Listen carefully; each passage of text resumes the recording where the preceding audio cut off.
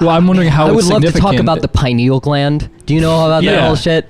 Because there's a whole lot of things that people say about it, and there's some of it that's true, and there's some of it that's just bullshit. Well, is yours calcified? Because mine is calcified. I think mine's pretty calcified.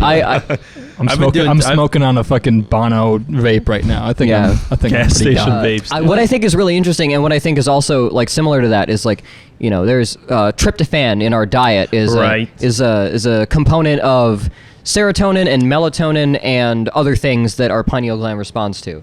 It used to be wired straight to the visual cortex and to a photoreceptor in the forehead of like amphibians that would tell them whether or not they were in sunlight. So it would make them feel like, okay, I can sit here and be warm and be safe. And if there wasn't any sunlight, it's like, okay, it's no longer sun time. And this info would be straight to their, like, you know, pituitary gland, their visual cortex, brighter than what their vision is. We don't have a third eye anymore. But we have the gland that connected to, and it's still connected to our visual cortex. And it's got cells on it that are reminiscent of corneal cells, meaning that they send visual information. Right. So if you have the right amount of chemicals, a certain amount of like, if you breathe really rhythmically and really deeply, you can methylate compounds in your lungs.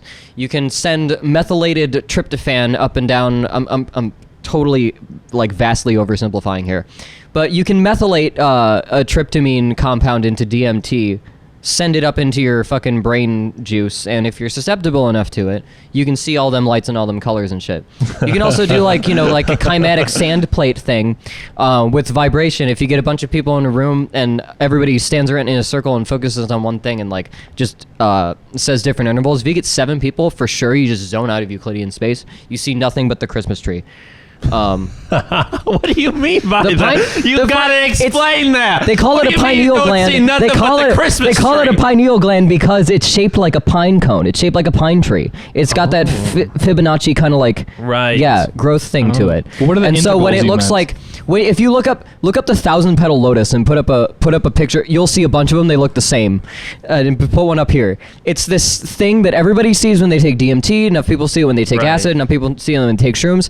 It's the shape of that gland sending light data, confused light data to your visual cortex. And it is something that's endogenous. Dude, that's every... That's it.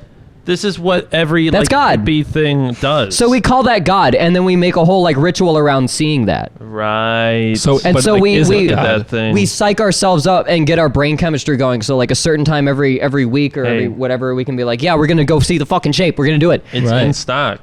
You can buy You can buy the 1,000-petal lotus. It's in your brain too.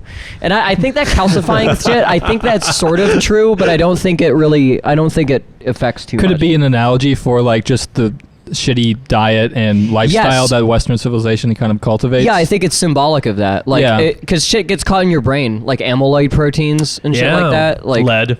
Maybe microplastics. That too, in the Midwest around here, some cities you got to worry about lead. And you will see the 1,000-petal lotus if you take enough lead. Yeah.